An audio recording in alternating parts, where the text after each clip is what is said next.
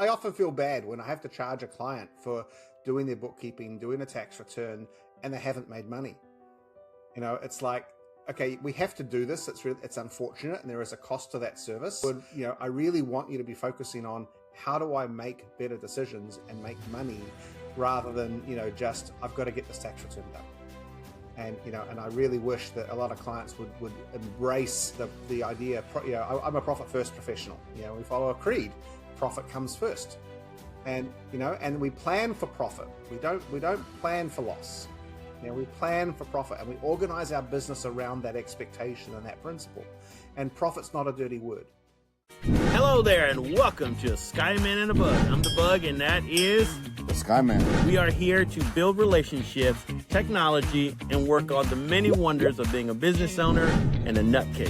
Thank you for joining us, and we look forward to you listening to us, laughing with us, and taking the journey with us as we build businesses and relationships.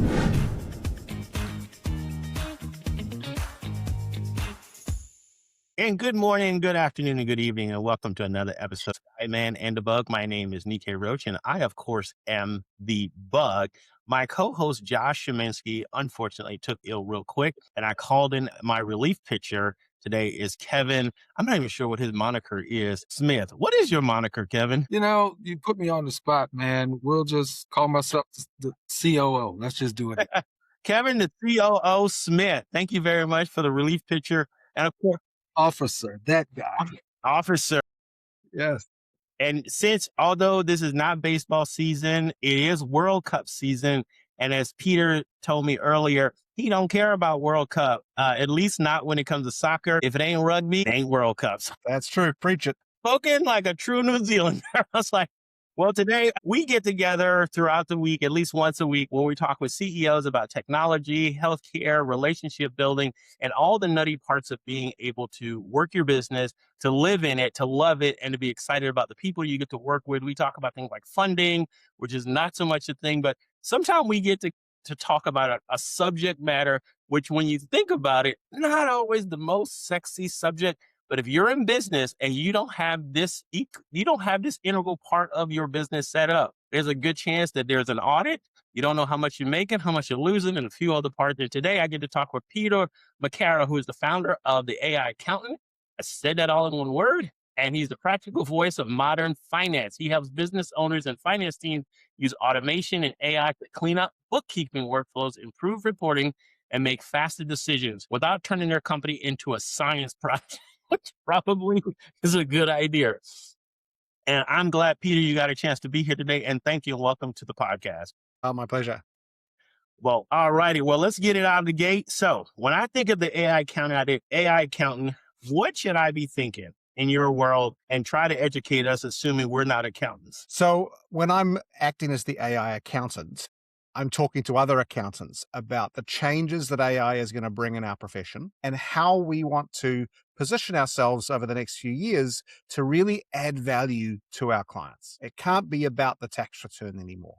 It's got to be about something more than that. So when I've got the AI accountant shirt on, that's what I'm talking about. When I've got my practice shirt on, I run a practice, Fuel Accountants, we're talking to business owners just like you are about how to run a profitable business. And technology is a part of that. We talk about cash flow. We talk about obviously profitability, taxes, but our primary mission is to help our clients build a more profitable business. Very much so. And Kevin and I have been in a class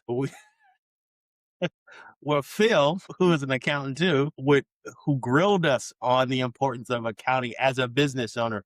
But in your case, your AI component is really for tax professionals. This is not necessarily for the run-of-the-mill, business owners. I mean, am I correct or am I missing something? Well, so the AI accountant is talking to other accountants about how we use AI to help our clients. But the principles are the same. Whether I'm talking to a business owner client or whether I'm talking to an accountant colleague, it's the same discussion, just slanted slightly differently.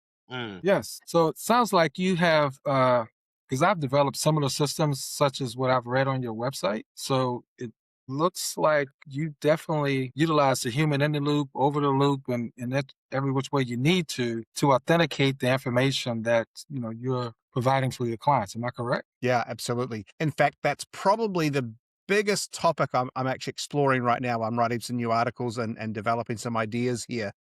Mm.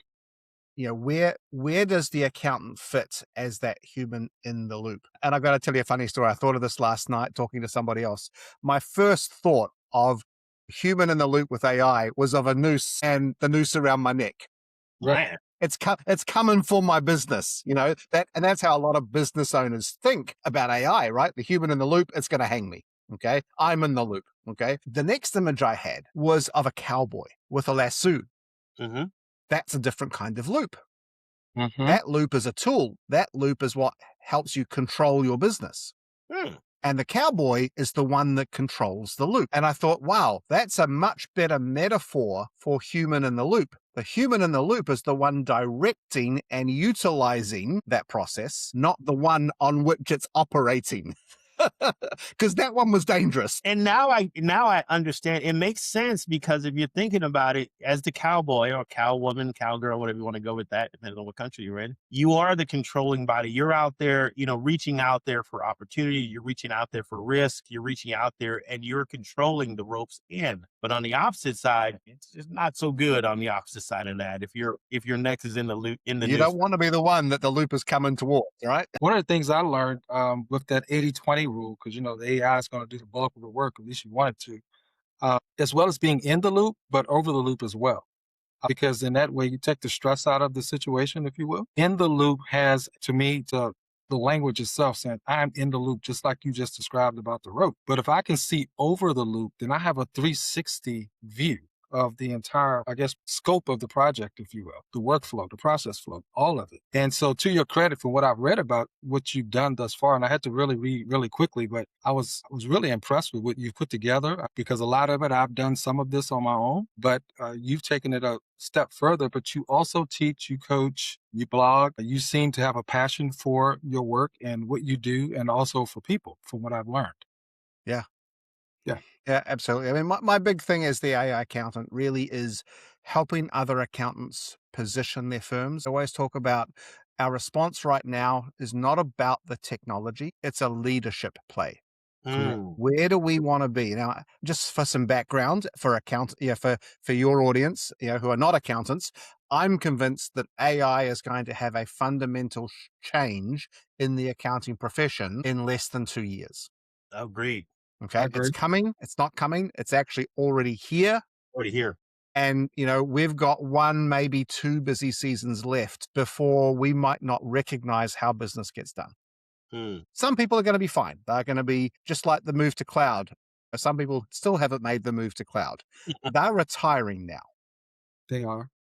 So yeah, there's going to be some people that bypass this, but they won't last that long. So that's my precondition, I guess, to anything I say here.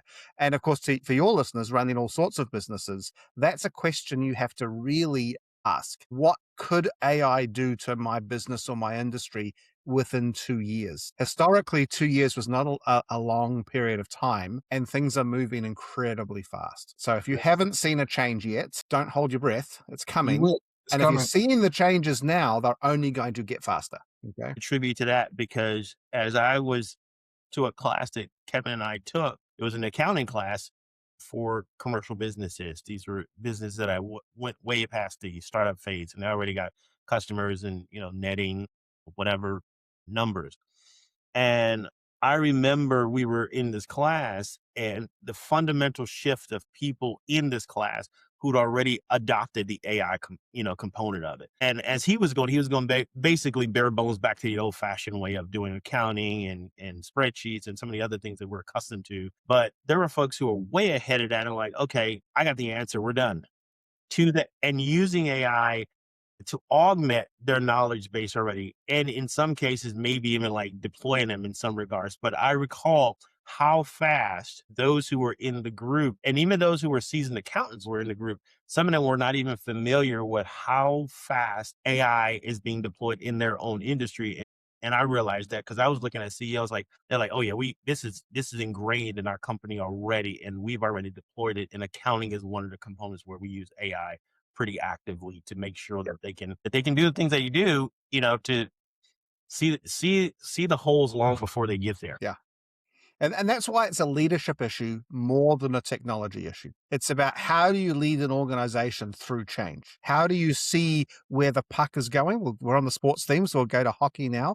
How do you see where the puck is going rather than waiting for it to come to you? And that's what 2026 really is all about.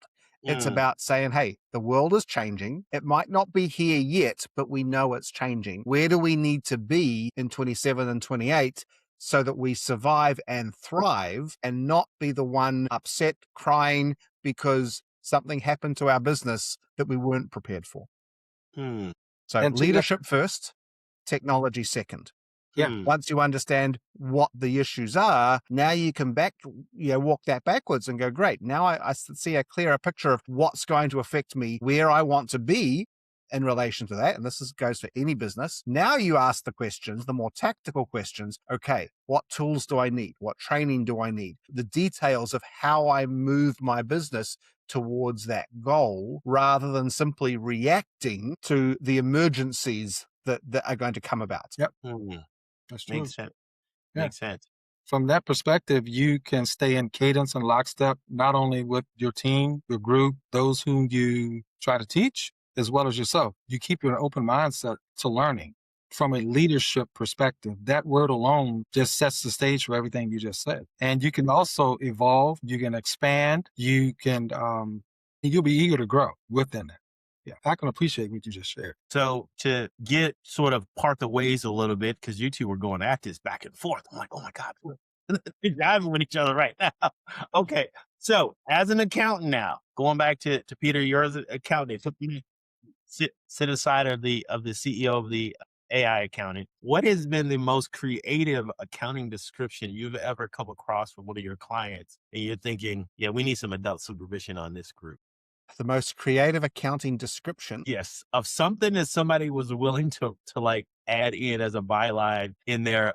Yeah, this is an expense. We're going to make this thing work. I'll tell you, probably the most common people asking if they can write their pets off as a business expense. That's usually no.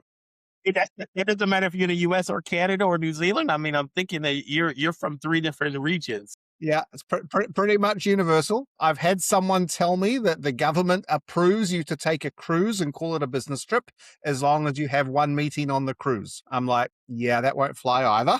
Yeah. As much as I would love that would be wonderful. Yeah. I've had some really interesting, I had a prospect, we chose not to work with them, that was, let's just say, a little bit fast and loose with his e-commerce businesses and was looking to very aggressively not report tax. And he would spin up stores and then shut them down within 6 months and move on to something else, a new store.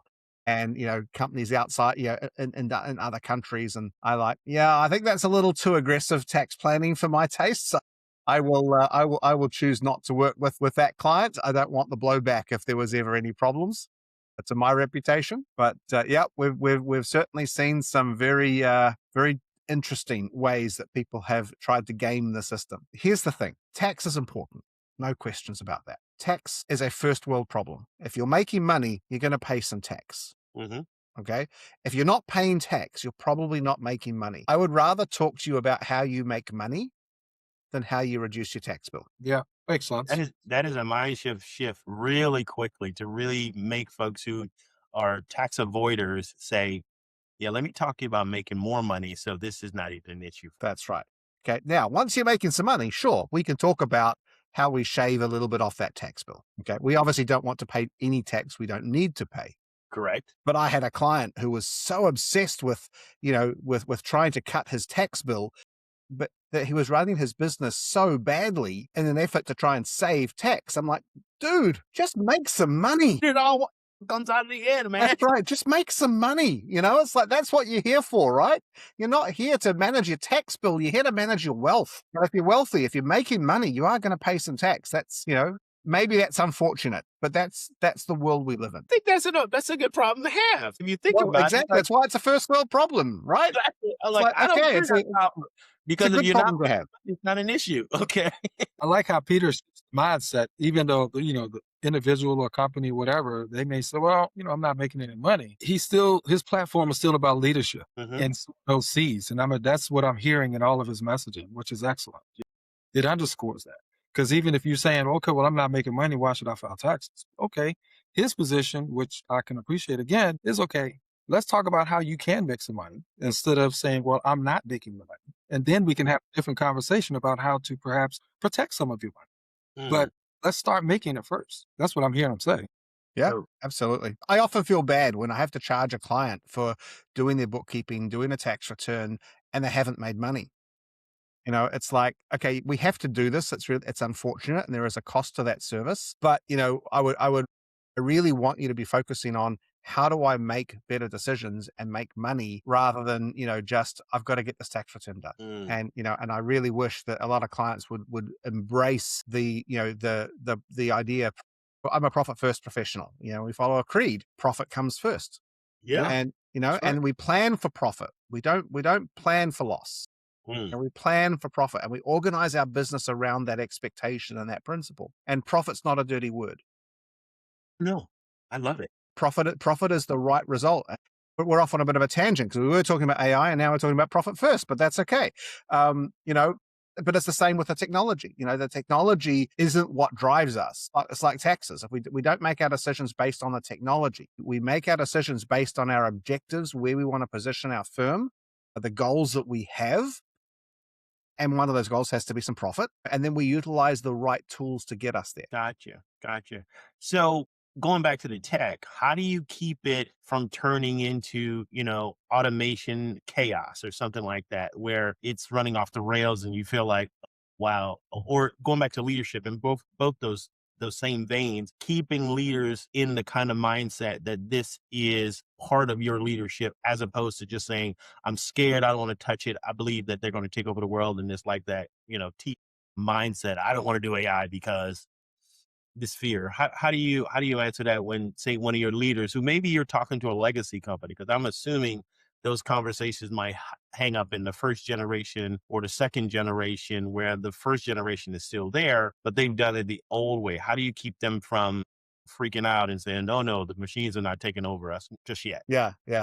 The machines don't have to take over in order for our world to change. We can't live in fear. If we live in fear, we retreat. That is not how you run a profitable business. People often think of it as protectionism, but it's not. It's retreat. We have to embrace the world around us. We have to be aware of where the market and the economy is going, because if we don't, we react rather than plan and execute. So first lesson when it comes to AI is you can't bury your head in the sand here. That is to retreat and to be subject to what happens to you, not to be someone that actually makes decisions. My origin story, when I created the AI accountant brand, it was May of 2024, and I hadn't touched AI, which is very strange because I'm very tech forward, and I was one of the first people to do cloud technology for accounting. And we have a great tech stack, but I've been so busy with busy season, and I'd heard about ChatGPT and I'd heard the podcast, but I hadn't touched it. And I was taking a breather after busy season had finished and reflecting on, where is the stuff going? I just listened to a podcast that really hit me. And I had this vision of me sitting on the side of the road with my head in my hands crying. And in front of me was my office flattened, and driving away was a truck. And of course, the metaphor of that is the truck is AI. Mm-hmm.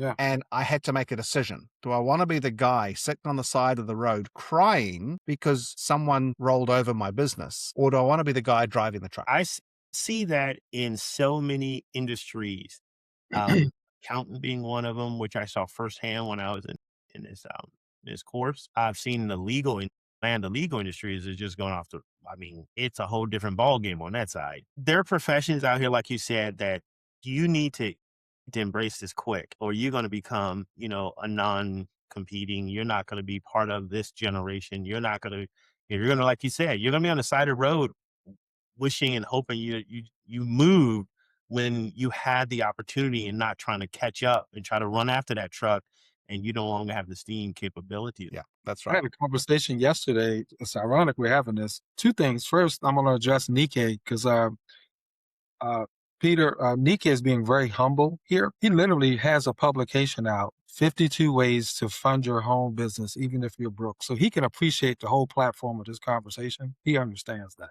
which is great. The other thing is, I spoke with a lady yesterday. He did. I spoke with someone yesterday who's a business professional.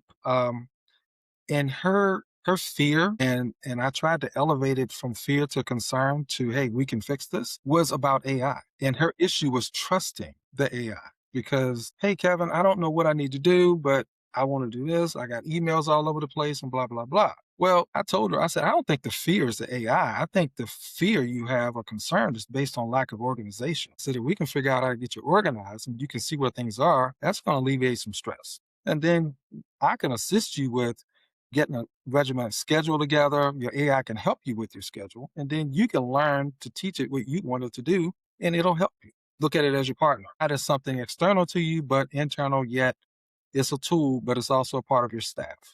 And she said, okay. She says, well, I have to think about it. I said, well, at least we have the point of thinking about it, and you don't have 50 wrinkles in your forehead saying I'm stressed out. But yeah, I get it. I hear you loud and clear. So if I'm looking and I'm searching, I'm Googling out there and I'm coming to the AI accountant and I'm a business owner. Let's just say I'm a business owner and I'm not one of your clients that you do professional accounting services for. What would be my interpretation that I reached the wrong place, or should I take the AI accountant and tell my accountant to go ahead and use it? Definitely the latter. Yeah, Okay. it would be the wrong place because that brand is not aimed at business owners. Okay. But as I said, the principles are all the same. So I set you up for that one intentionally. Okay. You see, I just kind of, like Absolutely. Tell your accountant. And if your accountant doesn't know how to spell AI, he needs to talk to me. I was going to use a rugby metaphor, but woo boy, that would be a bad idea because I know very little about rugby except it's a ball, run somewhere, and you better be strong enough to take a hit. How do you, when you are talking to your accountant, because again, our listeners are often business owners, some of them are accountants, but they are business owners, but they need these tools and they need to be able to speak the language to the professionals in their life. So if you are, although neither one of us are lawyers, unless I missed something on your side, Peter, but I need to know the language to talk to my lawyer with, or I need to know the language to talk to my accountant. How should I phrase it so that they would be much more receptive to include the AI account in their consideration for some of the tools they might use? So if you're a business owner, you're talking to your accountant, one of the things you might want to ask your accountant is, hey, I'm using AI. Where are you using AI? My expectation is for any professional, you should be using AI. And that's a good thing because AI accelerates knowledge. It doesn't replace knowledge, it accelerates knowledge. I want my business partners to be getting smarter and moving faster, not slowing down. So talk to your accountant and ask them, hey, I'm using AI. How are you using AI? That'll give you a quick feel as to whether or not they're really thinking about this or not. And then if they're not using AI, you say, hey, I heard this great guy. He's got a funny accent, but he really knows what he's talking about. You can refer them to the AI accountant.ai.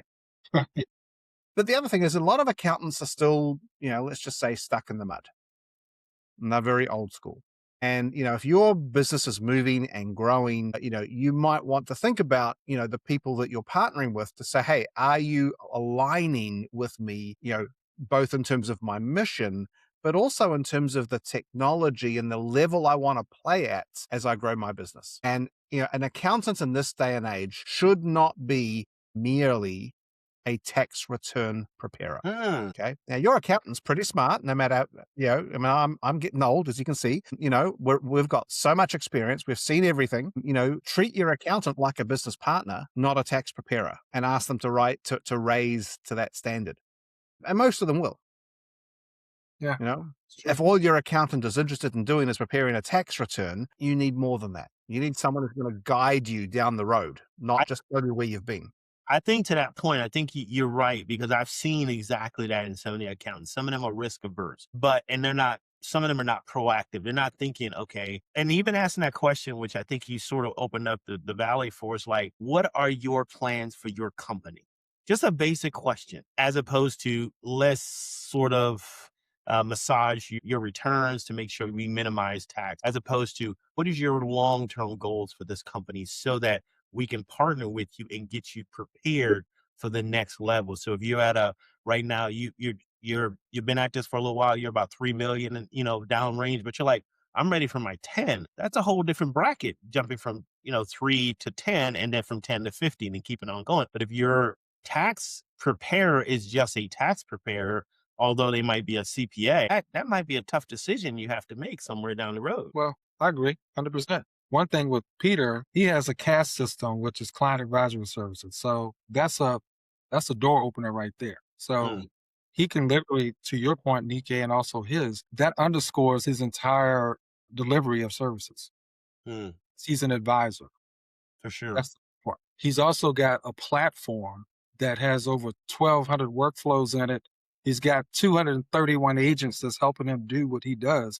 And he's also training individuals, business owners, mates, and he's got this stuff certified and locked down. So would I trust him? Yeah, I would, based on his platform, based on what he does, how much he cares about what he does, and the fact he writes about it. And he tries to teach you what he knows. So why not give him an opportunity? That's what I say. And I'm not trying to sell his business. I'm just telling him what I'm doing. Just about to say, because Peter, you need to go ahead and write him a check. You want a commission, Kevin? That's one heck of an endorsement. I'm like, absolutely. You didn't slip him some money somewhere in there? That's one hell of an endorsement. You gave me 15 minutes to learn what I could. I'm glad I didn't give you a whole hour. You might have dissected the whole company right now. To Kevin's credit is he is a researcher and he's a learner and he's an active learner. So if you tell him to go look at something, he's not going to do a cursor. He's going to do a deep dive really quick. All I knew, I gave him 15 minutes, but if I gave him a whole day, we don't know what he would discover by going back. And he's heavily versed in AI. So that's why some of the questions are peered in someone who's knowledgeable and understanding and pretty more advanced than a lot of business leaders. And I'm glad to have him in our company in partnership. So how would somebody hunt you down, stalk you, get on in your funnel, not only for accountant AI, but also to read behind what you're providing, also to get any newsletters or really get into your ecosystem? How would be the best way for somebody to do that? Yeah. So if you're a non-accountant, okay, so a real person, then you can go to fuelaccountants.com or you can email me, peter@fuelaccountants.com, and you can learn all about what we do as bookkeepers, accountants, and business advisors. We serve clients in New Zealand, Canada, and the US. And if you're an accountant and you'd like to know more, well, you go to theaiaccountant.com, and there you can recommend you sign up for our newsletter. I do a weekly video and article on what's new in AI for the accountant, tailored to the accountant. Take the geeky stuff and make it boring so accountants can understand it. And then other articles on what's happening with AI and how we should be thinking about that. So that's for the accountant at theaiaccountant.ai. For business owners, it's fuelaccountants.com. Thank you very much, Peter. And I'm going to highlight this funny thing you just said. I was like, take the geeky stuff and make it boring. I was like, wow. That sounds like a straight up accountant conversation, right? They said, we're going to take stuff that's geeky and we're going to make it boring because that's what accountants like, the boring. Unfortunate, but true. Unfortunate, but true. Well, Peter, I really appreciate you being here with us. I'm glad we had some opportunity to learn that although accounting sometimes can appear boring, it is not boring. It is an active partner within your organization, and within your organization, specifically you, that you're able to take people not only who are leaders in the accounting space, because that's their bread and butter, but those who are also business owners and stuff like that, keep them moving. But I want to ask one final question, because that's kind of the premise in our organization and what we do is building a relationship. How does a relationship fit into all your different businesses, or rather all your different verticals that you have? Because you're in a couple of different, a long way from teacher, you're a mentor, you're an educator, you're a professional, you're a craftsman at the same time, and you're an AI creator. So talk me through that. How does those relationships overlap or separate themselves? I'm not sure that they necessarily overlap between those different worlds. What I'll answer with here is a question someone asked me the other day. It said, Peter, if you could automate everything in your business, what would you not automate? Okay. And so this, again, goes for any business owner. I would not automate talking to my clients, because especially given the pressures that accountants are going to be under. And, business owners out there, you got to ask yourself, what pricing pressures might I face due to AI? The one thing you have to protect is your relationship with your clients. If you try and automate that, and there's a huge tendency in accounting to automate contact and communication with our clients, and I'm in favor of some of that. For the real transactional stuff, absolutely. But if that's the reason you never speak to your clients, that's bad news. Because at the end of the day, people want to do business with people they know, like, and trust. And how do they get that feeling? In the old days, we used to have a cup of coffee and chit chat before we talked about the tax return. Now we're on Zoom. And so, it's not quite the same thing. But we get that feeling because we talk to each other and we see each other face to face. And so that's the one thing that, that's the last thing we should throw AI into or onto, is that relationship. I love meeting recorders. I love all that kind of stuff. But at the end of the day, it's me and you building a relationship and talking about your business. That's what it has to come down to. And what he highlighted, Nike, was maintaining that human thread in every relationship, because that's the final piece. You have to, if you do that, then you've automated everything you stand for. Yeah. And we started talking Yeah. about the human in the loop, right? Yes, that is the most important part of the human in the loop. Exactly. Keeping it human when you could automate something. You could. Keeping it human, because that is how you preserve the relationship. And at the end of the day, you want that relationship with your clients. Yeah. Most of us do anyway. Most of us, some of them might run and everything, especially if they've done something really weird. But I appreciate you being here today, Peter, and shedding light on accounting and accounting AI and how to utilize it for maximum effectiveness without destroying that human in the loop, that relationship, and making sure that accountants as well as business professionals maintain their cohesive human in the loop, that relationship. And I thank y'all. And thank you, stand in, I guess, my relief pitcher. The officer. Yeah. The operator who stood in for Josh, who is constantly, he knows I'm here doing this and he's still sending me texts right now, but he took ill real quick. And I was glad that Kevin was able to step in. And thank you, Peter, for adjusting just a little bit to live and keep it moving forward. So thank you, sir. My pleasure. It was great fun. Yep. All righty. Thanks. Thank you, loyal listeners, for being here. And don't forget, always come back to our podcast. If you're on Spotify or you're on Apple or you're on Google or you're on YouTube, just go ahead and share it, like it, comment. We love it. And if you're thinking about becoming a guest, let us know as well. We'd love to consider you as a guest if you have something that's awesome or something that's novel or something that's unique. And it's about relationship for leaders, motivators, educators, teachers, and technocrats. Come back and we'll love to have you on the show. Thank you and bye for now. You've been listening to The Skyman and the Bug. We appreciate you being here. Join us again for another episode of Skyman and the Bug. And if you have any questions, reach out to us either on LinkedIn, Facebook, and other places that you just try to find us. Take care. Bye.